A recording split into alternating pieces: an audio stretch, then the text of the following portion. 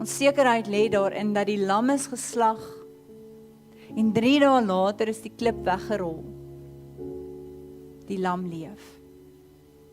En daarom, omdat hy leef, kan jy hom vertrou, selfs wanneer jy nie verstaan nie.